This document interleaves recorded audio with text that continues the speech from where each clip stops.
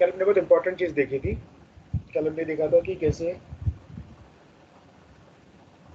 Napoleon was defeated in the battle of Waterloo and those powers who defeated Napoleon, कौन कौन थे वो? Austria, Prussia, Russia and England. इन्होंने Napoleon को हरा दिए। अब नेपोलियन ने जो मोनार्की बनाई थी वो पुरानी मोनार्की से अलग थी। क्या अलग थी? पहले भी राजा थे, नेपोलियन खुद भी राजा बन गया, लेकिन नेपोलियन ने राजा बनने के बावजूद भी खुद को एक रेगुलेटेड राजा बनाया। रेगुलेटेड राजा मतलब उसने एक रूल्स और रेगुलेशन बनाया, और इस तरीके से कि अगर वो किसी काम से, स्पेशली वॉर के पर्पज से, अगर पेरिस से बाहर रहता है तो उसके अपॉइंटेड रिलेटिव्स नहीं, उसके अपॉइंटेड ऑफिशियल्स फ्रांस को सही तरीके से चला सके। उसके अलावा उसने लोगों को खुश करने के लिए भी बहुत सारे काम किया था। उसने अपनी आर्मी को मॉडर्नाइज किया था, सर्वडम खत्म कर दिया था, प्रिविलेजेस बेस्ड ऑन बर्थ ये सब खत्म कर दिया था, जिससे जनता खुश थी।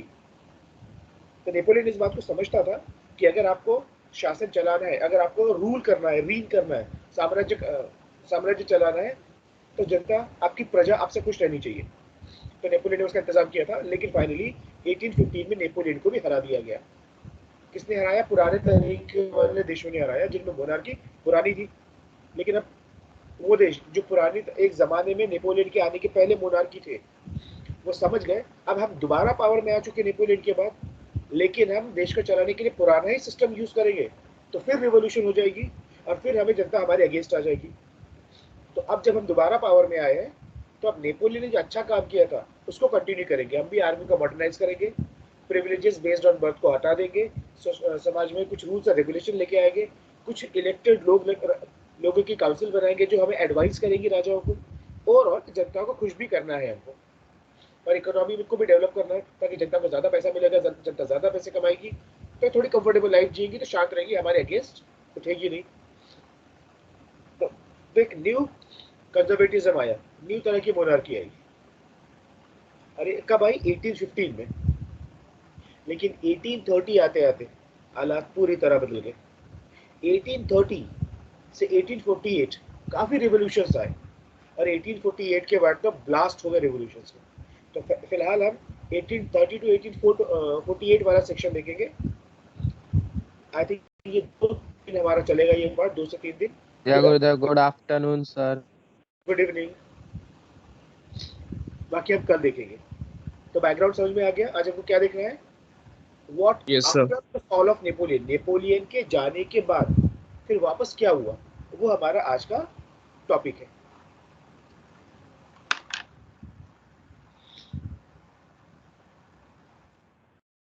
एज ऑफ रिवॉल्यूशन, एक जैसे कि 1789 में फ्रांस में सबसे पहले रिवॉल्यूशन हुई थी, और वो बाद में खत्म भी हो गई थी। लेकिन 1830 में फिर से रिवॉल्यूशन की नई सीरीज आई। तो वो क्या सीरीज थी, वो आपको यहाँ पे देखना है। जैसे कंजर्वेटिव ने पावर हासिल की, कब पावर हासिल की कंजर्वेटिव ने?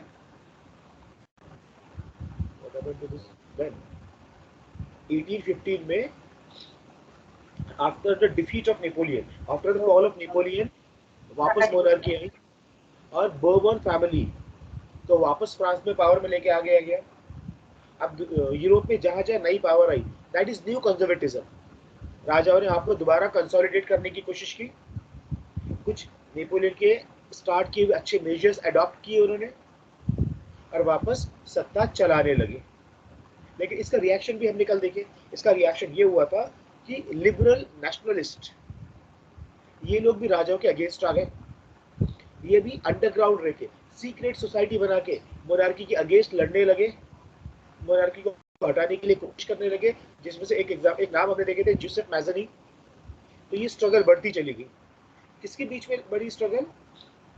मोनार्की जो वापस 1815 के बाद पावर में आ गई थी, और लिबरल नेशनलिस्ट जो एक डेमोक्रेटिक कंट्रीज बनाना चाहते थे, जनता के द्वारा सरकार बनाना चाहते थे, वो सरकार देश को चलाएगी। तो इनके बीच में एक लड़ाई शुरू हो गई। ये ओपनली लड़ते थे बिकॉज ये पावर में थे, लेकिन इनके पास पावर नहीं थी। तो ये सीक्रेट सोसाइटी, जैसे कि जिसे मैजरी ने बनाया था यंग इटली, बाद में बनाया यंग यूरोप, पूरे इटली में कॉर्बोनरीज काम कर रहे थे मोनार्की के अगेंस्ट। तो ये स्ट्रगल स्टार्ट हो गई और बढ़ती चली गई। समझ में आ रहा है? ये इमेजिन करो थोड़ी देर के लिए, जैसी इंडिया में अंग्रेजों ने सत्ता अपने हाथ में ले ली, तो उनसे लड़ने के लिए कुछ क्रांतिकारी भी सामने आ गए, जैसे कि भगत सिंह, राजगुरु, सुखदेव जैसे लोग भी अंग्रेजों से लड़ने के लिए सामने आ गए। अंग्रेजों के पास पावर थी, वो गवर्नमेंट चलाते थे, और इस तरह के रेवोल्यूशनरीज जो हमारे इंडियन रेवोल्यूशनरीज थे, वो नंबर में कम थे, हथियारों में कम थे, पैसों में कम थे, तो चुप चुप के अंग्रेजों से लड़ते थे, अंग्रेजों के बुरे अधिकारियों पे अटैक करते थे इंडिविजुअली। तो वैसी कुछ लड़ाई यहाँ पे शुरू हो गई थी यूरोप में। अब रीजन्स में पीपल रिवोल्टेड अगेंस्ट मोनार्की, कहाँ कहाँ मोनार्की के अगेंस्ट रिवोल्यूशन हुआ। इटली में हुआ, हम देखेंगे पूरा इटालियन रिवोल्यूशन और यूनिफिकेशन इटली हम देखने वाले, सर यूनिफिकेशन ऑफ जर्मनी हम देखने वाले, स्लाइटली हम ऑटोमन एम्पायर देखेंगे, ग्रीक वॉर ऑफ इंडिपेंडेंस में, और थोड़ा बहुत आयरलैंड और पोलैंड का रेफरेंस ले लेंगे। तो पांचों कंट्रीज के बारे में हमको अभी लर्न करना है, आज नहीं, आने वाले 3 से 4 दिनों में। तो डिटेल में हमको पढ़ना है इटालियन और जर्मन के बारे में, और थोड़ा थोड़ा हमें पढ़ना है ऑटोमन एम्पायर, जहाँ से Greek war of independence start हुई, पोलैंड और आयरलैंड के बारे में, 5 चीजों के रीजन्स के बारे में हमें पढ़ना है यहाँ पे।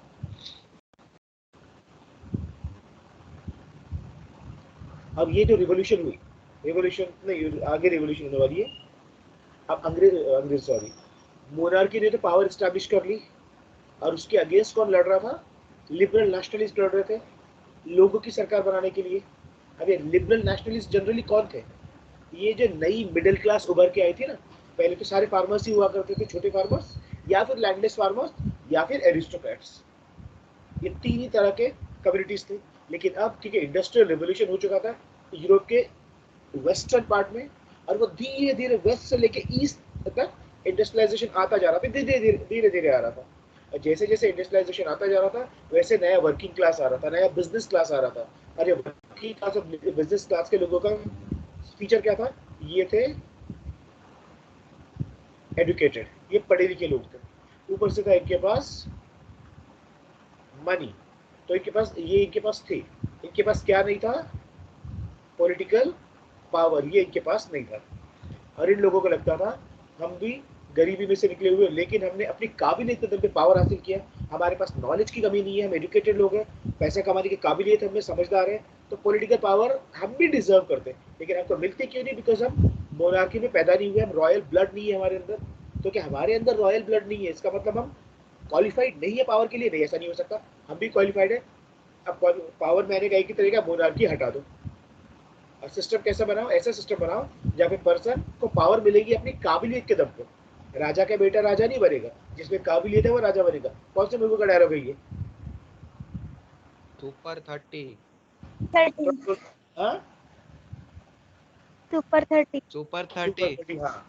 ये कुछ इन लोगों की फीलिंग थी, नया मिडिल क्लास है ना, ये इन लोगों की फीलिंग थी कि राजा का बेटा राजा नहीं, राजा वो बनेगा जिसमें काबिलियत होगी, नहीं होगी तो फिर वो हट जाएगा, नया आ जाएगा। तो कौन थे मिडिल क्लास में? एजुकेटेड मिडिल क्लास में आते थे प्रोफेसर्स, कॉलेजेस में पढ़ाने वाले, school teachers. I am proud of being a teacher, because दुनिया में बहुत सारी रिवोल्यूशन टीचर्स ने स्टार्ट की है। क्लर्क्स, ऑफिस में काम करने वाले, राजा के पास काम करने वाले, कमर्शियल मिडिल क्लासेस, मतलब छोटे और मध्यम व्यापारी, ये पढ़े लिखे लोग थे और इनके पास पैसा भी था। जब इंसान के पास पैसा आता है तो उसके पास सोचने के लिए, तो सोचता है कि पैसे कैसे खर्च किए जाए, या फिर और बाकी पैसे के अलावा दूसरी चीजें कैसे हासिल करें, रिस्पेक्ट है, पावर है, जो भी है। तो इनके पास पैसा था, इनके पास एजुकेशन था, सोचने समझने की काबिलियत थी, सही गलत समझने का डिफरेंसेस था। तो उन्होंने एक लड़ाई चालू कर दी मोनार्की के अगेंस्ट, और ये बन गए लिबरल नेशनलिस्ट। तो मान के चलो 1815 नेपोलियन के फॉल के बाद 1830 तक कुछ हद तक धीरे धीरे कोल्ड वॉर चलता रहा। किसमें चल रहा था कोल्ड वॉर? मोनार्की में और लिबरल नेशनलिस्ट में। लिबरल नेशनलिस्ट मोनार्की को हटा के एक डेमोक्रेटिक टाइप की गवर्नमेंट बनाना चाहते थे, और ये अपनी फैमिली की सिस्टम, गवर्नमेंट का सिस्टम बनाए रखना चाहते थे। ये ज्यादा ताकतवर थे, ये कमजोर थे, तो लड़ाई चली। लेकिन 1830 आते आते लड़ाई ने एक अलग ही रूप ले लिया। कौन सा रूप? देखते हैं। चलो, ये पहले मैं तुमको रीजन्स बता देता हूँ, ये यूरोप के मैप में ये सारी चीजें हैं कहाँ, ताकि लोकेशंस पता होना जरूरी है। ये इटली में मैंने तुम्हें कल भी बताया था, पूरे यूरोप के मैप में बताया था। ये इटली का एक मैप है, उसी में से लिया हूँ।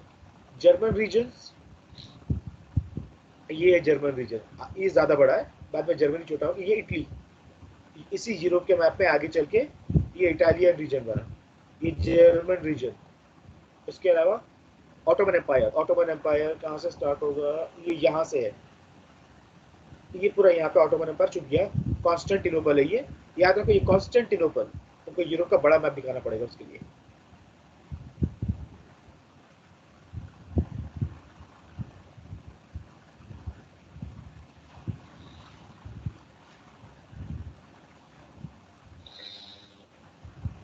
ये देखो ऑटोमन एम्पायर यहाँ से स्टार्ट हो, ये है इटली, ये जर्मनी, ये आयरलैंड, ये आयरलैंड, और यहाँ पे कहीं ग्रीस आता है, इतने एरिया में ग्रीस आता है। और ये जितना भी ग्रीन पोर्शन दिख रहा है ये ऑटोमन एम्पायर। जस्ट इमेजिन कितना बड़ा एम्पायर है, तीन तीन, it covers the three continents, Europe continents, Asia continent and Africa continent. Ottoman empire रफली अराउंड 1200 एडी, रफली अराउंड 1200 एडी में ऑटोमन एम्पायर की एस्टैब्लिशमेंट हुई। किंग उस्मान ने इसको स्टार्ट किया था, इसलिए उस्मान से ऑटोमन एम्पायर, और ये चला है जनरली सेकेंड वर्ल्ड वॉर तक, सॉरी फर्स्ट वर्ल्ड वॉर तक ये चला है। काफी लंबे समय तक चलने वाला एम्पायर था। यहाँ पे भी ये मोस्टली मुस्लिम डोमिनेटर था, मतलब पूरा ऑटोमन एम्पायर मुस्लिम एम्पायर था, और इसमें यूरोप में ज्यादातर क्रिश्चियंस थे। तो ग्रीक भी क्रिश्चियन कंट्री है, ग्रीस, तो ग्रीस में इससे आज़ाद होने के लिए ग्रीस ने भी लड़ाई लड़ा। 1821 के अराउंड, 1821 के around Greek war of independence शुरू हुई, जिसके बारे में हम देखने वाले हैं। आयरलैंड कहाँ है, ऑलरेडी मैं तुमको बता चुका था, ये आयरलैंड, ये नॉर्दर्न आयरलैंड इंग्लैंड का पार्ट है ये, पहले ये पूरा आयरलैंड था। और पोलैंड, पोलैंड की लोकेशन भी तुमको पता ही है, ये है पोलैंड। अब ये रशिया के साथ दिखाई दे रहा है, याद रखो रशिया के साथ पोलैंड था, इसीलिए पोलैंड ने बहुत मेहनत की अपने आज़ादी के लिए। क्या क्या किए ये अब कल देखेंगे, आज भी देख सकते हैं, लेकिन आज देखता हूँ whether I will be able to continue today or not. अब series of revolution between 1830 to 1848, ये 18 सालों में कितने रिवोल्यूशन कहाँ का हुए पहले आपको देखना है। सबसे पहले फ्रेंच रिवोल्यूशन, जुलाई 1830, एक वो रिवोल्यूशन थी जो थी 1789, जो हमने 9th स्टैंडर्ड में पढ़े फ्रेंच रिवोल्यूशन चैप्टर में। एग्जैक्टली ऑलमोस्ट सिमिलर रिवोल्यूशन यहाँ पे भी हुई। पहली रिवोल्यूशन किसके अगेंस्ट, किस फैमिली के अगेंस्ट हुई थी, याद है? Bourbon family. Bourbon family, correct. Or after the fall of Napoleon, which family came back to power in France? Again, the Bourbon family. तो बोर्बन हाँ करेक्ट। तो 1830 की रिवोल्यूशन भी बर्बन फैमिली के अगेंस्ट ही हुई थी। दोनों रिवोल्यूशन 1889 और 1830 दोनों बर्बन फैमिली के अगेंस्ट हुई थी। तो इसीलिए मैंने इसको यहाँ पे लिखा है सेकेंड रिवोल्यूशन ऑफ फ्रांस। ये टेक्स्ट बुक में लिखा हुआ नहीं है, समझने के लिए मैंने तुमको यहाँ पे लिख दिया सेकेंड रिवोल्यूशन ऑफ फ्रांस। वैसे थर्ड भी हुई फ्रांस में, देखेंगे क्या डिफरेंस था इसमें। लिबरल नेशनलिस्ट, तुमको पता ही है लिबरल नेशनलिस्ट कौन थे, जिससे मैसेज जैसे जिनको अपना देश आजाद करवाना, एक नेशन बनाना, एक भाषा बोलने वाले लोग एक देश बना के रहे, उनकी एक गवर्नमेंट बने, और उनकी गवर्नमेंट उन्हीं में से कुछ लोग मिलके बनाए। ये जो सोच थे, ये सोच वाले लोग थे लिबरल नेशनलिस्ट। उन्होंने बोर्बन डायनेस्टी को वापस उठा के फेंक दिया। कब आई थी बोर्बन डायनेस्टी? 1815 में, after the fall of Napoleon जो बोर्बन डायनेस्टी वापस आई थी, उसको फिर से 1830 में उखाड़ के फेंक दिया गया, उसके बदले नया राजा बनाया गया। The constitutional monarchy was installed by the liberal nationalist, और उस लिबरल नेशनलिस्ट ने डायरेक्ट डेमोक्रेसी नहीं बनाई, वापस कॉन्स्टिट्यूशनल मोनार्की। इससे पहले भी देखे कॉन्स्टिट्यूशनल मोनार्की मतलब एक राजा तो रहेगा, लेकिन राजा एब्सोल्यूट मोनार्क, ऑटोक्रेट नहीं रहेगा, अपने मर्जी से देश नहीं चलाएगा। राजा के पास एक रिटर्न रूल्स और रेगुलेशन की किताब होगी, एक कॉन्स्टिट्यूशन होगी, एक संविधान होगा, और संविधान के साथ साथ राजा के पास एक काउंसिल ऑफ मिनिस्टर्स भी होगी। राजा उस काउंसिल ऑफ मिनिस्टर से डिस्कस करेगा, निगोशिएट करेगा चीजों को, संविधान के रूल पढ़ेगा, और उसके हिसाब से देश चलाएगा, अपने पापा की प्रॉपर्टी बोल के देश को नहीं चलाएगा। इस तरह उन्होंने वापस दोबारा फ्रांस को कॉन्स्टिट्यूशनल मोनार्की बना दिया था। पहले कब बनाया था? सिंस 1789 में। अब दोबारा बन गई है वो 1830 में, और अब राजा बना king Philippe, Louis Philippe was made the king again, but this was a constitutional monarch. ये एब्सोल्यूट मोनार्क नहीं था, ये कंट्रोल्ड मोनार्क था। इसमें कंट्रोल किया जाता था कॉन्स्टिट्यूशन के द्वारा और काउंसिल ऑफ मिनिस्टर्स के द्वारा। ऑलमोस्ट ये आप बोल सकते हो ये पहली वाली रेवोल्यूशन से मिलती जुलती रेवोल्यूशन ही थी। अब इसका तुरंत रिएक्शन क्या हुआ इस रेवोल्यूशन का? उसी साल 1830 में, ये देखो फ्रांस है, फ्रांस के नॉर्थ में एक देश था, इस देश का नाम है यूनाइटेड किंगडम ऑफ नीदरलैंड्स। ये वाला दूसरा है, ये है United kingdom, simply United kingdom, और ये है यूनाइटेड किंगडम ऑफ नीदरलैंड्स। यहाँ पे ये पार्ट जो आज हम जिसको बेल्जियम के नाम से पहचानते हैं, ये वाला देश तो नीदरलैंड्स है और ये वाला देश है बेल्जियम। ये तभी नीदरलैंड से टूट के अलग हुआ। ये लोग बेल्जियम के लोग अपने आप को नीदरलैंड के लोगों से कनेक्ट नहीं कर पा रहे थे। यहाँ पे कॉम्बिनेशन हम पॉलिटिकल साइंस में देख चुके हैं, कॉम्बिनेशन ऑफ फ्रेंच और डच लोगों का था, तो उन्होंने अपने आप को नीदरलैंड से तोड़ के अलग कर दिया। एक नया देश दुनिया में बन गया बेल्जियम। 1830 में पहली बार बेल्जियम का जन्म हुआ। 1830 मतलब फ्रांस में रिवोल्ट हुआ, उसका इम्पैक्ट इस तरह यहाँ दिखा कि ये अलग हो गया।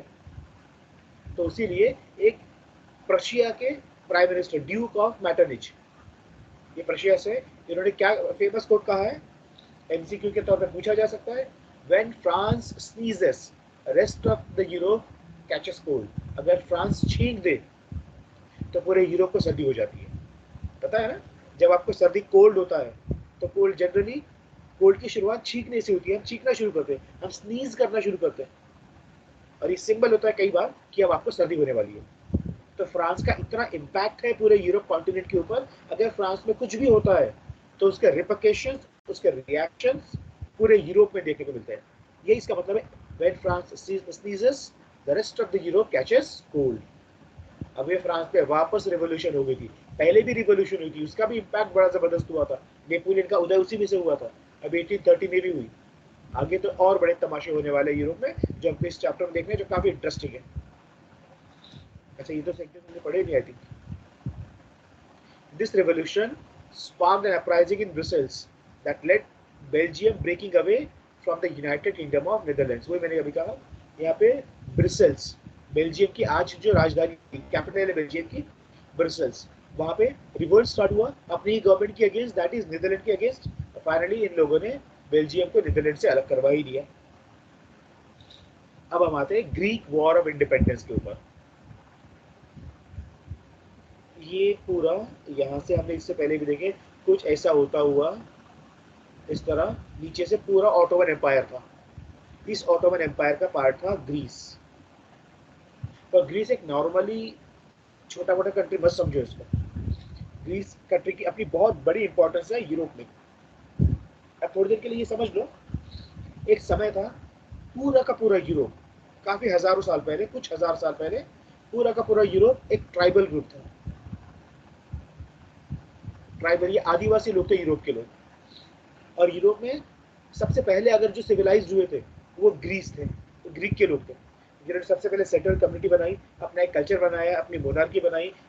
सबसे पहले डेमोक्रेसी भी आई थी ग्रीस में, उन्होंने डेमोक्रेसी भी बनाई। मतलब यूरोप के सबसे क्या बोले सिविलाइज्ड लोग, सबसे सिविलाइज्ड, एजुकेटेड, तमीजदार, अच्छे कल्चर वाले लोग थे ग्रीस। और इन्होंने इनका जो अच्छा कल्चर था वो पूरे यूरोप में स्प्रेड किया। मतलब अगर कोई व्यक्ति बोलता है हम बहुत गरीब थे, बुरे हाल में थे, उस व्यक्ति ने हमें हेल्प किया, तब जाके हम इतने बड़े बने, तो हम उस व्यक्ति के, हमारे मदद करने वाले के थैंकफुल है। बस वैसे ही केस ग्रीस का है। ग्रीस ने पूरे यूरोप को सिविलाइज कर दिया, उनको अच्छी चीज़ें सिखाई, उनको बिजनेस करना सिखाया, उनको कल्चर सिखाया, उनको पोइट्री सिखाई, उनको डांस सिखाया। तो यूरोप के लोग ग्रीस को अपना गुरु मानते थे। और वो ग्रीस अभी मुस्लिम्स के कंट्रोल में था, ऑटोमन एम्पायर के कंट्रोल में था। और ये ऑब्वियसली ग्रीस को भी, किसी को भी पसंद नहीं आएगा कि आप किसी के कंट्रोल में चले जाओ। और यूरोपियन कंट्रीज भी इस बात से ज़्यादा खुश नहीं थे, बिल्कुल खुश नहीं थे कि उनका ग्रीस, जिसको वो अपना गुरु मानते, वो इनके कंट्रोल में आ गया, मुस्लिम्स के कंट्रोल में आ गया है, जबकि वो खुद आज़ाद रहना चाहिए था।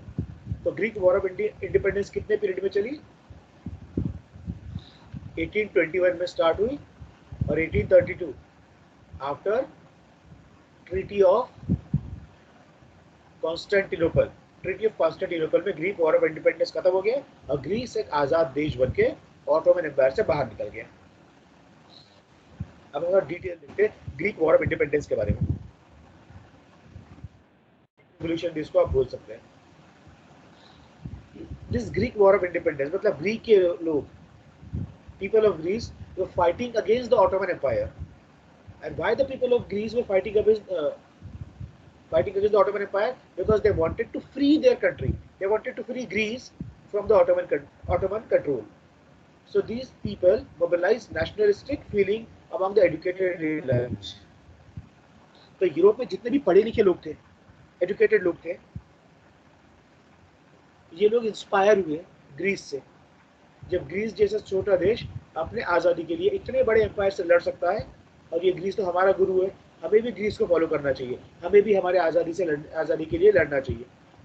ग्रीस मुस्लिम्स के अगेंस्ट लड़ रहा है आज़ादी के लिए, हमें मुस्लिम के अगेंस्ट नहीं लड़ना, हमको हमारे मोनार्कीज के अगेंस्ट लड़ना है। जो राजा आप पे कब्जा करके बैठे हैं हमारे देश पे, हमको उनके अगेंस्ट लड़ना है, अपने देश को आज़ाद कराना है।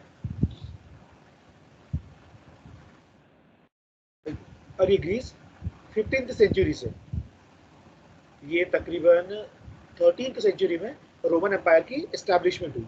अब बाय 15th सेंचुरी ग्रीक उनके हाथ में पड़ गया। तब से ग्रीक रोमन्स के ऑटोमन्स के हाथ में ही था। Revolutionary nationalism sparked independence. और फिर धीरे धीरे ग्रीस के लोग अपने आज़ादी के लिए लड़ने लगे, और उनकी लड़ाई ने यूरोप के बाकी लोगों को भी इंस्पायर कर दिया। कैसे? अब ग्रीक को सपोर्ट कहाँ से मिला? The nationalist in Greece got support from other Greeks living in exile. मतलब ऐसे भी लोग थे ग्रीस में जो ऑटोमन से लड़ते थे, और ऑटोमन उनको अपना दुश्मन मानते थे।